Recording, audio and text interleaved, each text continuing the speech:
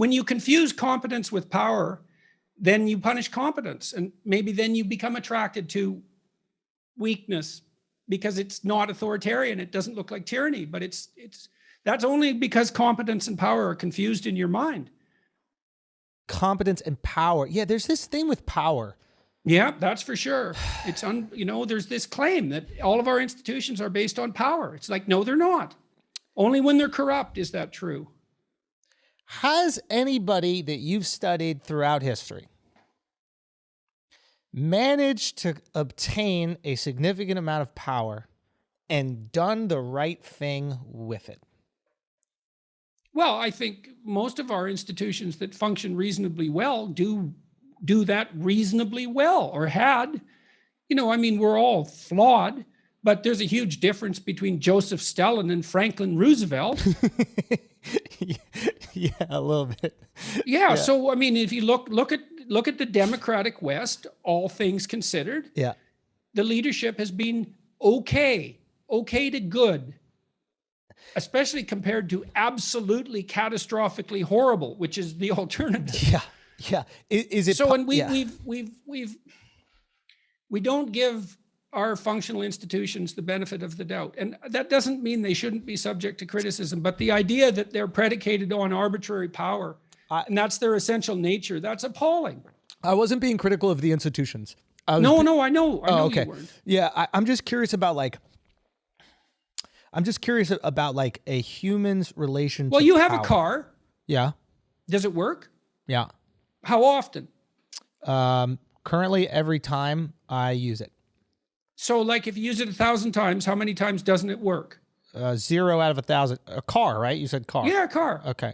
Yeah. Okay. Well, that institution is doing pretty well. Yeah, because I'm has a 99.9% success rate. I'm not How mad about at flying? The institutions. Have you crashed yet when you flew? I mean, I think you're jinxing me, but no. And they're so safe, it's just beyond comprehension. Yeah, no, I agree with you. I'm not upset at like institutions in that. I'm talking about like a human being that is compelled to power. Like, I understand certain people being compelled to greatness. That's really cool. You see it in athletes. And what's right? the difference? I think there is a difference. As far a as difference. you're concerned. I think there is a difference because I think like once somebody accesses power, they don't necessarily need to be more great.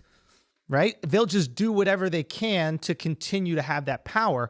Where there are people... Okay, what do? This is a good thing to differentiate. You made this case. Greatness versus power. Okay, let's take it apart. Okay. So you just said there's something arbitrary about power. Yeah, I think there's something about people who desire power instead of greatness. And I think that power comes with greatness, but if your desire is power, I think there is something dangerous there because you're willing to do whatever it is to maintain that power. Whereas it's the mimicry of greatness. It's the mimicry of greatness. Oh. Greatness deserves power because you want the powerful to be you want the great to be powerful. Why wouldn't you? Oh, that's why we exalt these people that we believe are great. We want them to have it. They've earned it. Well, who else would you want to lead you? I mean, if they're good at doing something, why wouldn't you put them in the front? You want to be led with by someone who isn't great? I mean, you think of all the times we spent as tribal hunters. Who do you put in charge? The best hunter. Or perhaps the best hunter who's also the most generous. Yeah, exactly. You want the guy that's going to share that yeah, right. that catch. But that would make him a great hunter too, right? Great. Because over time he would have people in his hunting party. You want productivity and generosity. So how do we discern between people who are mimicking greatness for power and greatness? That's a great question. By paying careful attention, by listening, and by talking about it. That's the purpose of free speech. That's the purpose of political attention. Because you want the great, but it can be mimicked by psychopaths who use power. But that doesn't mean that power is the basis of our hierarchical human relationships. That's only the case when they've gone badly wrong. What do you mean by that? I mean, when a society is corrupt, then the powerful rule. When a society isn't corrupt, then the great have authority. That's not the same thing. And confusing those, you asked why the beta male is now this object of attention. It's because we've confused great and powerful. And now we're so afraid of power that we're willing to dispense with greatness entirely, or even to question whether it exists. That's the attack on the meritocracy. There's no meritocracy. Oh, there's no greatness. And no one who has a position deserves it. There's no difference in talent. And that doesn't mean our institutions are pure and that everyone with talent is rewarded. Yes. But because no institution is pure and no selection method is 100% accurate. But you made this distinction between greatness and power. Yes. So pursue it. Okay. How do you know someone's great as far as you're concerned? How do I know someone is great? I have great admiration for the skill. Okay. You admire them. For the skill. Well, that's weird. That's an interesting thing because we have this instinct of admiration. It's like you see someone and you admire them. Yeah. It's like, well, why? You want to be like them. Yeah. That's imitation, right? That's the instinct of imitation. Yeah.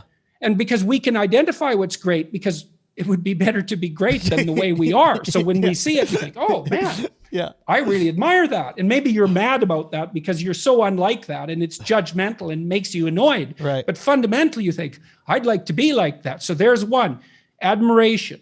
You admire what's great if you have any sense. Yeah. Okay. And that happens spontaneously, especially in a domain that you value. Yes, exactly. The more I value the domain, the more, God, I can't speak, the more, the more admiration. I have. Absolutely. I do not admire power.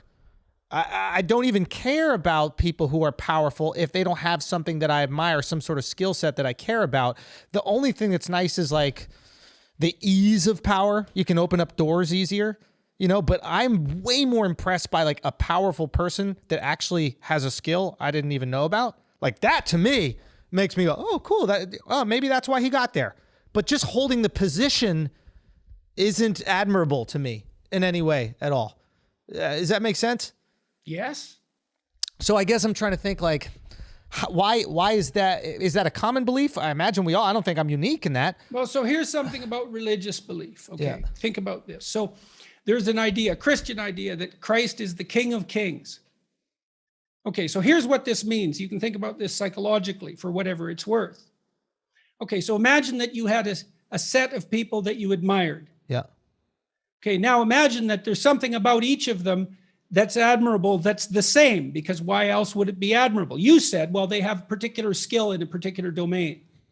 So there's something, let's say there's something about skill as such that's admirable. Okay, now you average across all those admirable people and you come out with one hyper admirable person.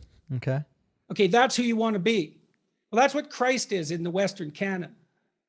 That's what technically, that's the idea. He's the most admirable person. The most yes, by definition is what I'm saying. Is by definition. So imagine this. Imagine that the collective imagination of Western civilization has been working on formulating a picture of the ultimate ideal for thousands and thousands of years. And partly in stories, but also partly in music, partly in literature, partly in architecture, everywhere. It's like, what's the ideal? What's the ideal across ideals? Because we need to know, because that's what we're aiming at. Well, should you worship that? Well, obviously, because what else would you worship? Why would I worship anything less than the best? Yes, exactly. And you see, so it's very difficult to puzzle these things out because you run into rational problems. It's like, well, for example, did Christ really exist?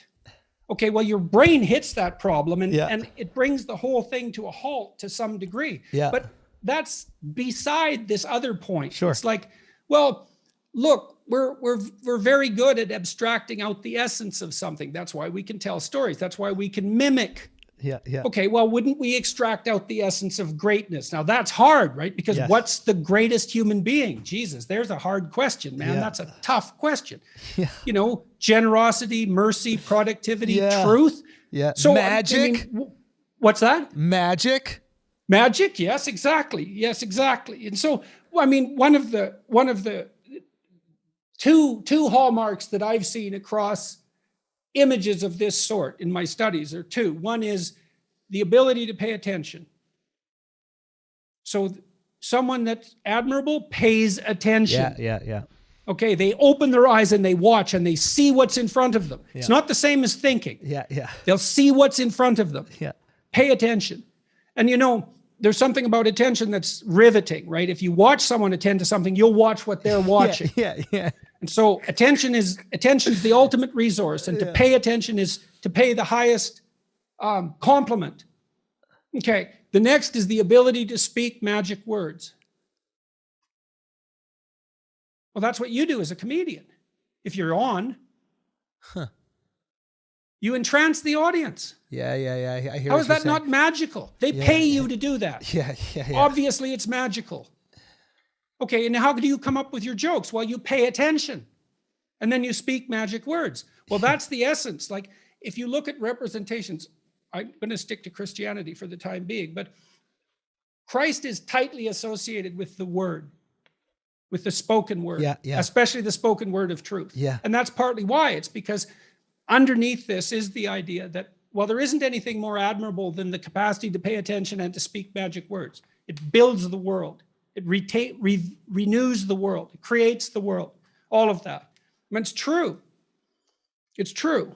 We need to know these things.